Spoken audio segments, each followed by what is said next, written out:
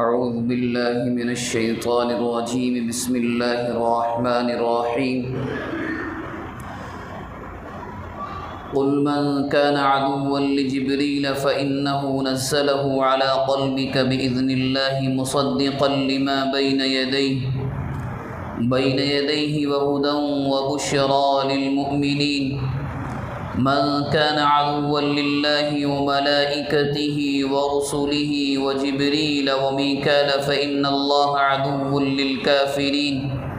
ولقد أنزلنا إليك آيات بينات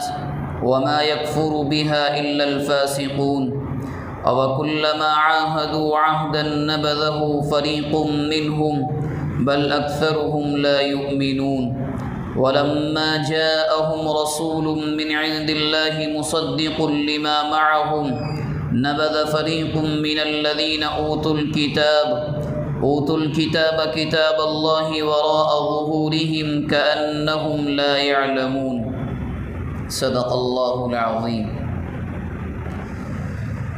یہ قرآن مجید کی سورہ بقرہ کی آیت نمبر 97 سے لے کر 101 تک کی آیات ہیں۔ قرآن مجید کی ان آیتوں میں اور اس سے پہلے کی آیتوں میں ہم سب جانتے ہیں کہ تذکرہ چل رہا ہے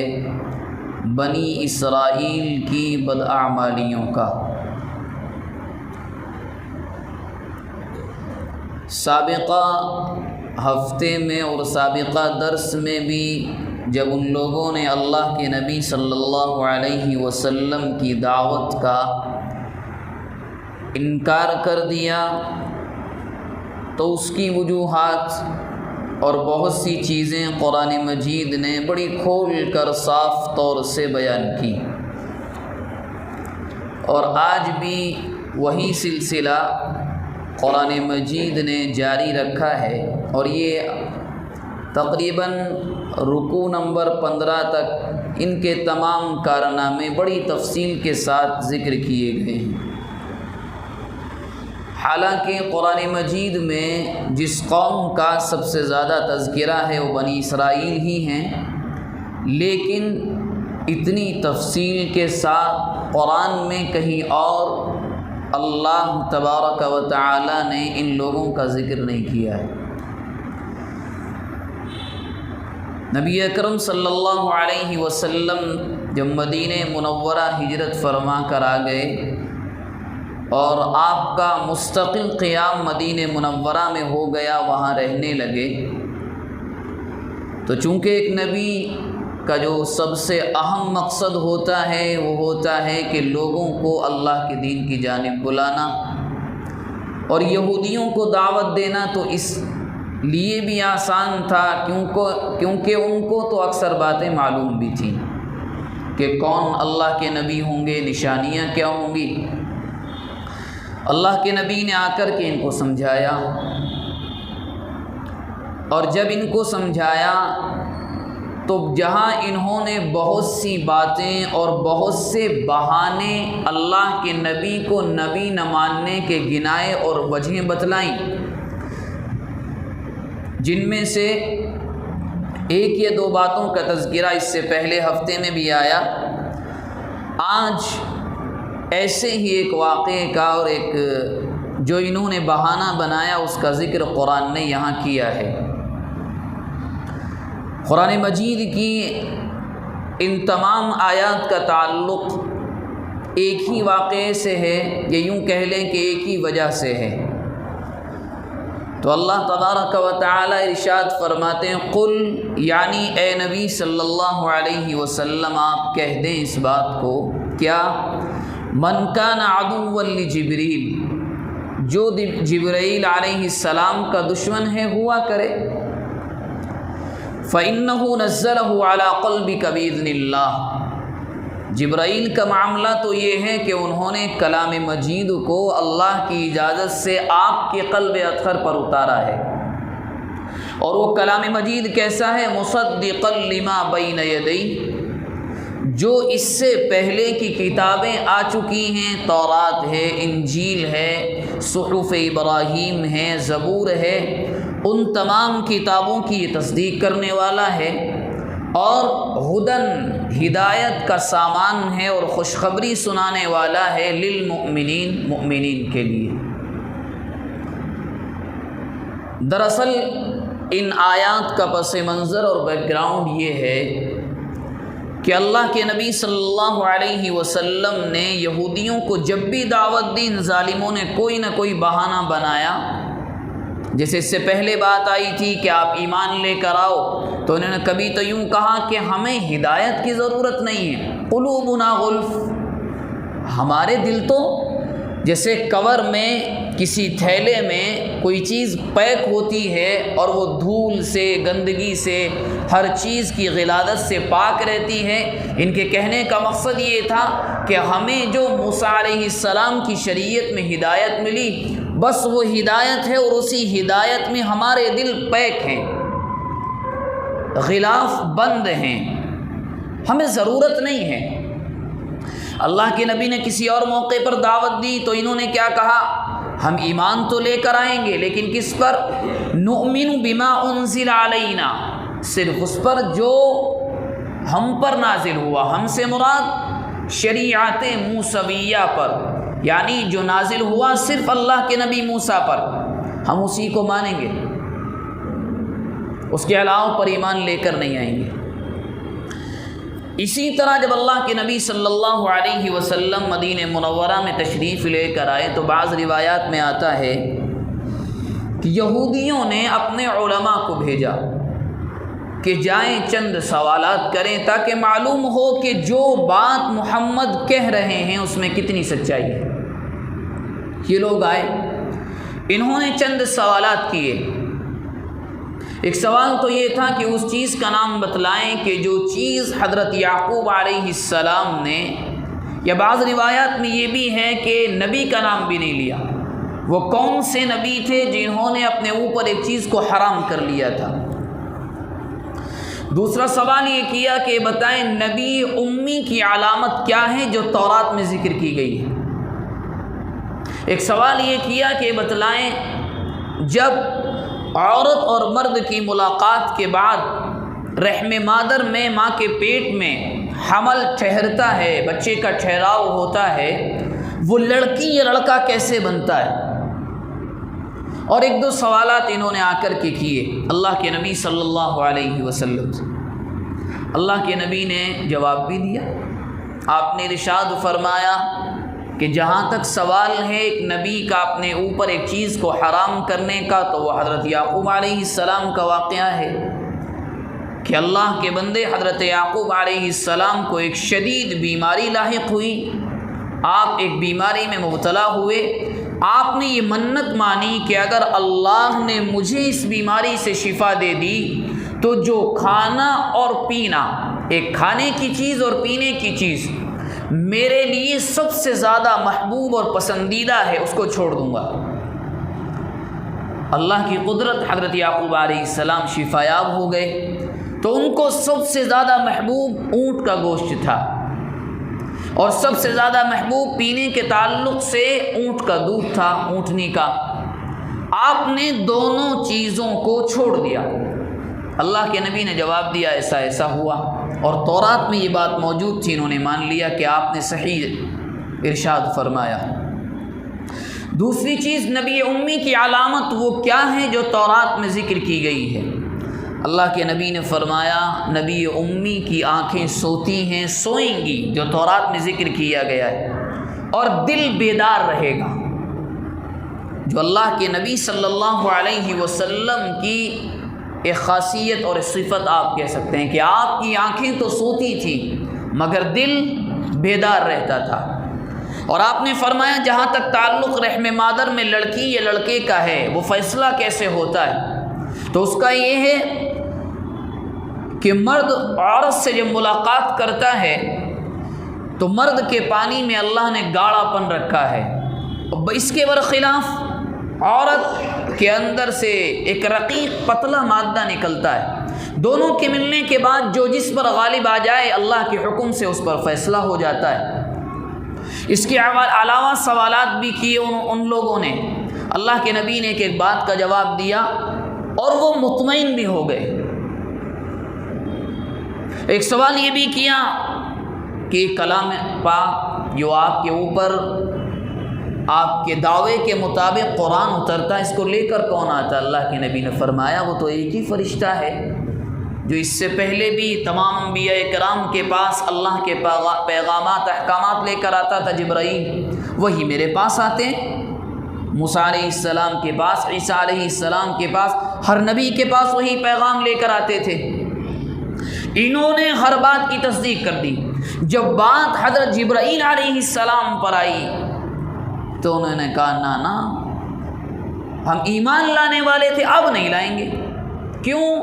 آپ کے پاس جبرائیل آتا ہے اور جبرائیل یہ تو ہمارا دشمن ہے۔ کیوں؟ یہی تورات لے کر آیا، اسی کی بنیاد پر سخت احکامات ہمارے لیے اللہ کی جانب سے نافذ ہوئے، اور اسی کی بنیاد پر ہم پر عذابات آئے،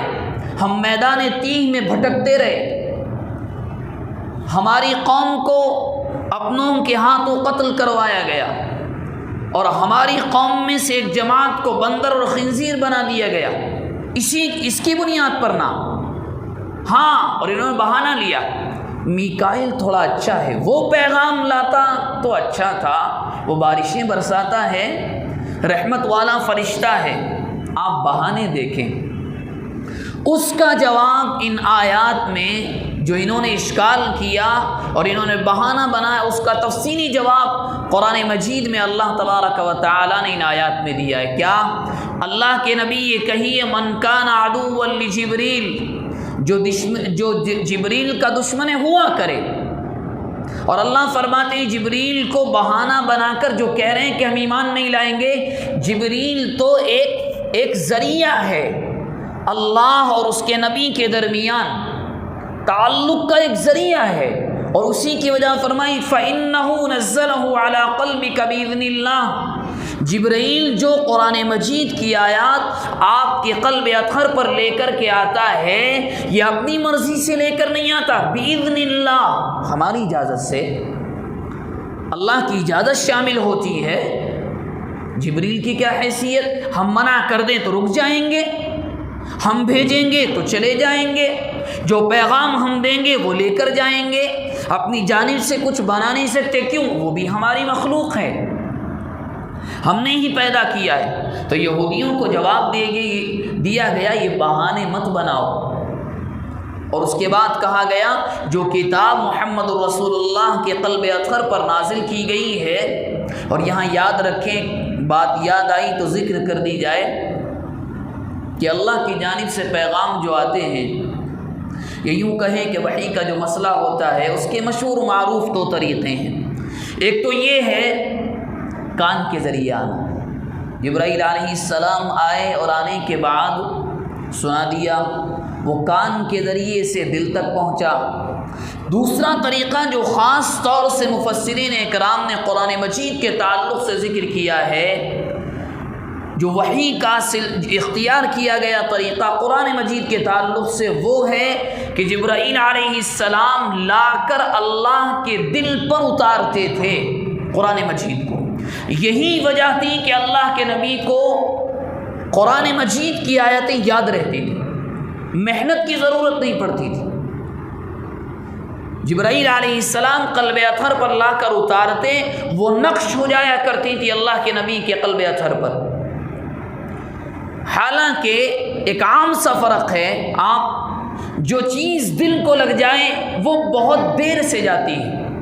اور جو کانوں کے ذریعے آئے وہ جلدی سے نکل جاتی ہے۔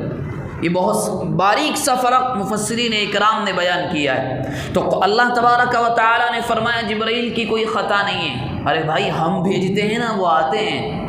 اور جو کلام لے کر آ رہے ہیں اس کی خاصیت کیا؟ مصدقا لما بین یدیہ، یہ تو اس کی بھی تصدیق کرتا ہے جو تمہارے پاس ہے، چاہے وہ تورات ہو، انجیل ہو، زبور ہو، صحف ابراہیم ہو، کچھ بھی ہو، اور یہ ہدایت کا راستہ اور خوشخبری ہے مومنین کے لیے۔ تو بڑا صاف جواب دیا گیا یہودیوں کو بہانہ مت بناؤ،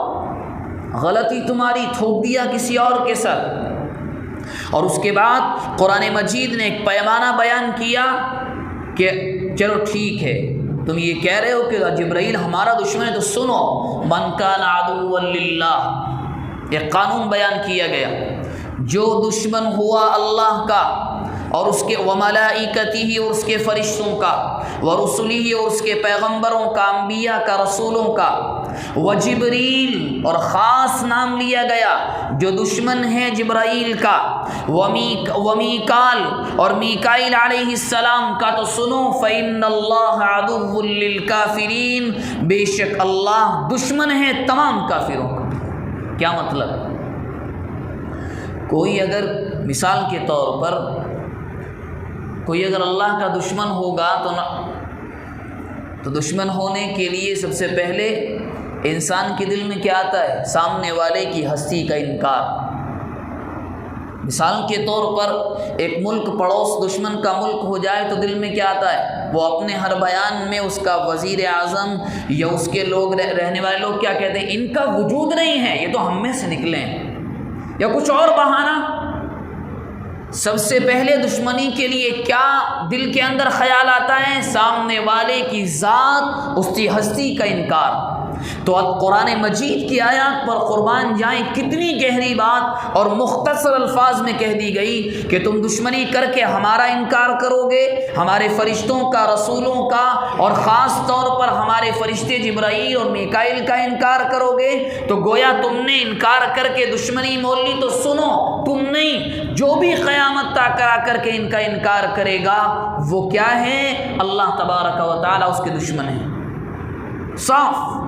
اور اسی بنیاد پر بچپن میں کیا یاد کرایا جاتا ہے؟ ایک تو ہے اللہ پر ایمان لانا، لیکن اسی ایمان کا جز ہے آمنت باللہ وملائکتہ وکتبہ ورسلہ، اس کی کتابوں کو ماننا، اس کے رسولوں کو ماننا۔ کوئی اللہ نہ کرے کوئی دیوانہ پیدا ہو اور یہ کہنے لگے نہیں ہم تو اللہ کے نبی سے پہلے کے انبیاء کو نہیں مانتے، ایمان مکمل نہیں ہے۔ بلکہ اگر کہیں بعض علماء کا کہنا تو یہاں تک ہے، اور شاید یہ بات بالکل سچ بھی ہے، کہ وہ اسلام اور ایمان سے نکل جائے گا۔ قرآن ایمان کی شرائط میں سے آپ کو ماننا ہوگا ہر نبی، ہر کتاب اس اللہ کی جانب سے آئی ہوئی ہے، ورنہ نہ جانے کتنے ہیں۔ کوئی کسی نبی میں کمی نکالتا ہے، کوئی کہتا ہے ہم قرآن کو مانیں گے، اس کے فلاں چیپٹر کو نہیں مانیں گے۔ تو مکمل مختصر بات یہ ہے کہ ماننا ایسے ہی ہوگا جیسے قرآن مجید نے کہہ دیا۔ اس کے بعد کہا اللہ کے نبی وَلَقَدْ أَنزَلْنَا إِلَيْكَ آيَاتٍ بَيِّنَاتٍ، ہم نے تو آپ پر کھلی ہوئی نشانیاں نازل کی ہیں، صاف صاف۔ اللہ کے نبی سے کہا گیا وَمَا يَكْفُرُ بِهَا إِلَّا الْفَاسِقُونَ، سوائے فاسق کے، گنہگار کے، ان آیتوں کا، ان نشانیوں کا انکار تو کوئی کر بھی نہیں سکتا۔ اس سے مراد کیا ہے؟ اس سے مراد جہاں بہت سی نشانیاں ہیں، وہ نشانیاں بھی ہیں جو تورات میں ذکر کی گئی تھی، کیونکہ آ کر کے یہودیوں نے وہی نشانیاں تو معلوم کی جو تورات میں ذکر تھی، تو اشارہ اسی جانب ہے۔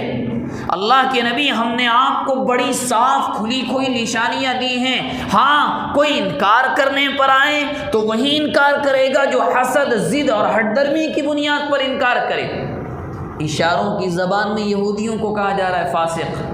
وَمَا يَكْفُرُ بِهَا إِلَّا الْفَاسِقُونَ، انکار آپ کی نشانیوں کا، آپ کا انکار وہی کریں گے جن کی آنکھوں پر پردہ ہے، ہٹ دھرمی کا، حسد کا۔ اور اس کے بعد کہا گیا سیدھے سیدھے یہودیوں سے أَوَكُلَّمَا عَاهَدُوا عَهْدًا نَبَذَهُ فَرِيقٌ مِّنْهُمْ، ان لوگوں کا حال جب کبھی بھی انہوں نے کوئی وعدہ لیا ہے، کوئی عہد دیا ہے، اور جب کبھی بھی ان سے ہم نے عہد لیا ہے،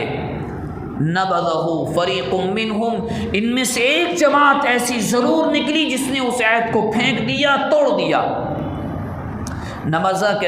کے معنی لغوی طور پر پھینکنے کے، مگر مراد یہاں پر توڑنا ہے۔ قرآن مجید کیا ہے؟ یہ مانتے ہیں، ہر وعدہ ہم سے کرتے ہیں، مگر ایک جماعت ضرور ایسی نکلتی ہے ان میں سے کہ ہمارے وعدے کو توڑ دیتی ہے۔ اور آگے کہا بل اکثرهم لا یؤمنون، بلکہ اگر اصل حقیقت ہم بتائیں تو ان میں کے اکثر مانتے ہی نہیں، ایمان ہی نہیں لاتے۔ یہ کیوں کہا گیا کہ اکثر لوگ مدینہ منورہ کی یہودیوں میں سے ایمان نہیں لائے تھے۔ چند گنے چنے جن لوگوں نے آ کر کے اللہ کے نبی سے سوالات کیے، آپ نے جواب دے دیا،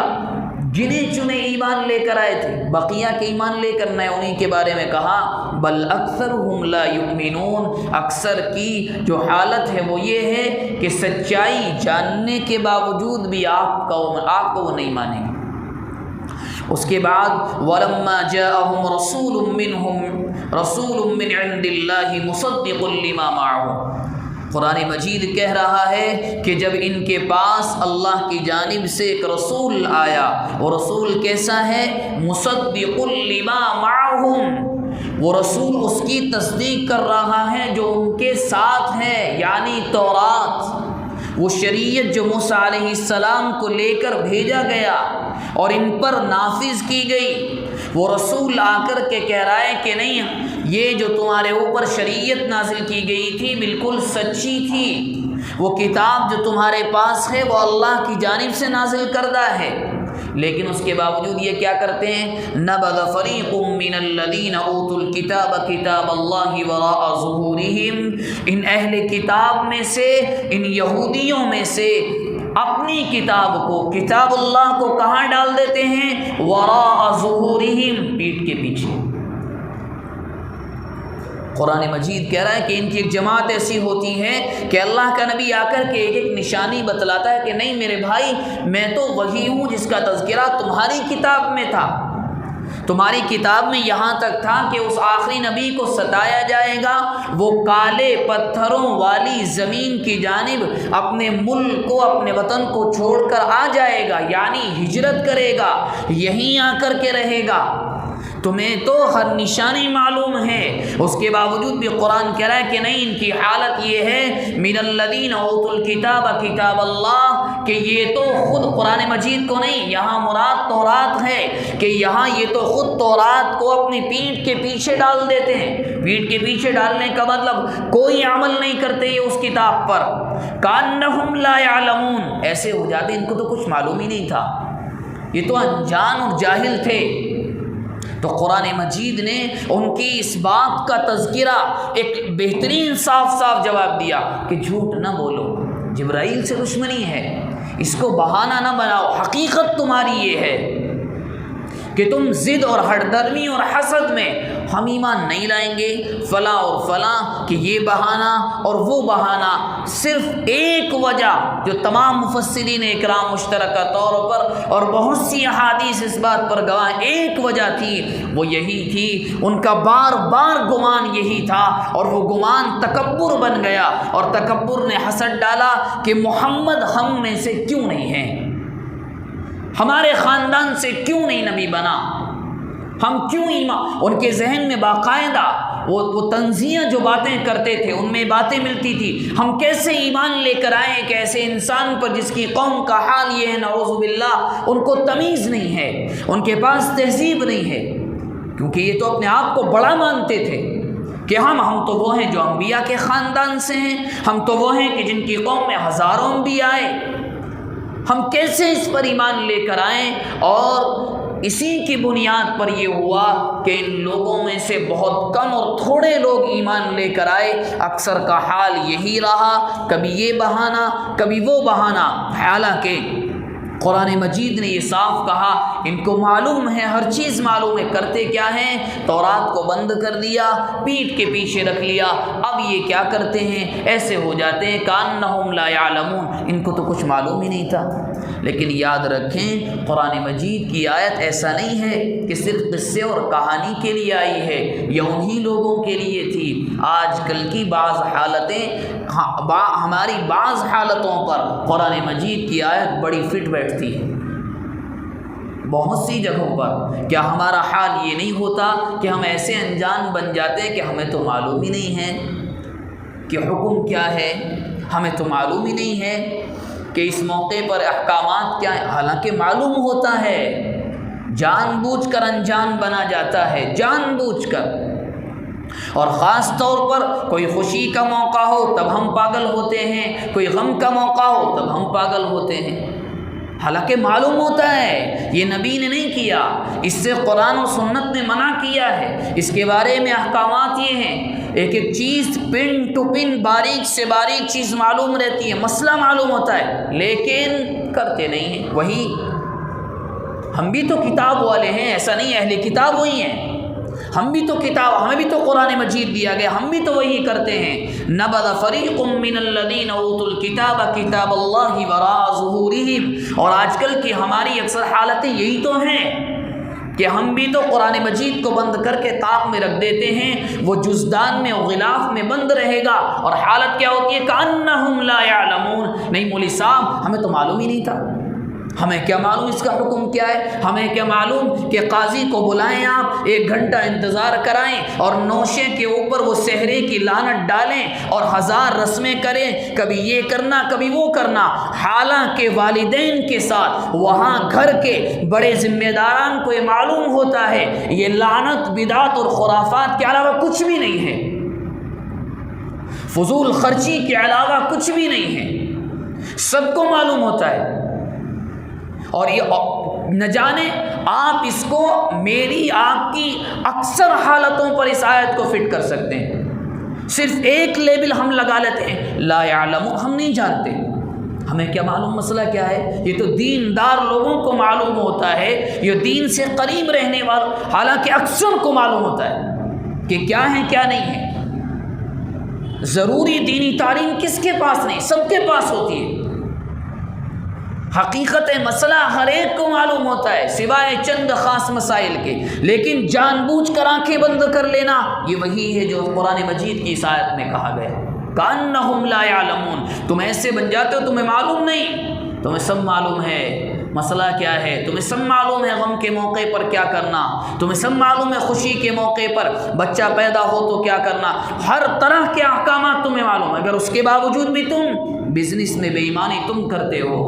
تجارت میں ڈنڈی تم مارتے ہو، دھوکہ تم دیتے ہو، قرض لے کر کے وعدہ خلافی تم کرتے ہو،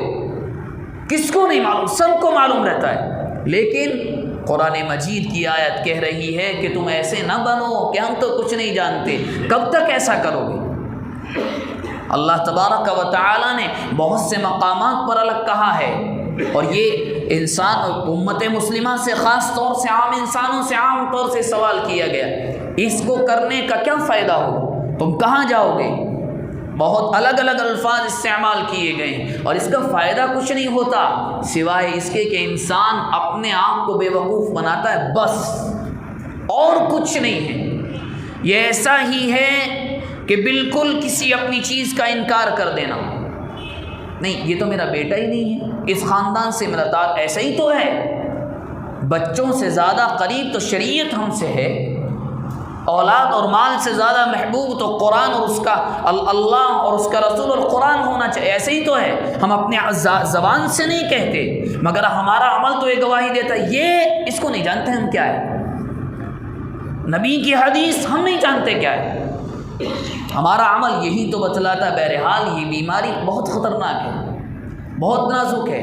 غلطی ہو جائے اور انسان نہیں، اللہ کا حکم یہ تھا مجھ سے غلطی ہوئی، اور اس کے بعد اللہ کا بندہ توبہ کرے تو ان کے لیے تو قرآن مجید نے ایک جگہ نہیں سینکڑوں جگہ کہا ہے، ان اللہ یحب التوابین، بار بار لوٹ کر آنے والوں کو، توبہ کرنے والوں کو تو ہم محبت کرتے ہیں، لیکن جان بوجھ کر انکار کرنا، آنکھیں بند کر لینا، موند کر رہنا، اور معلوم ہونے کے باوجود غلطی پر غلطی کرنا، یاد رکھیں بعض علماء کی رائے میں یہ یہودیوں کی صفت ہے،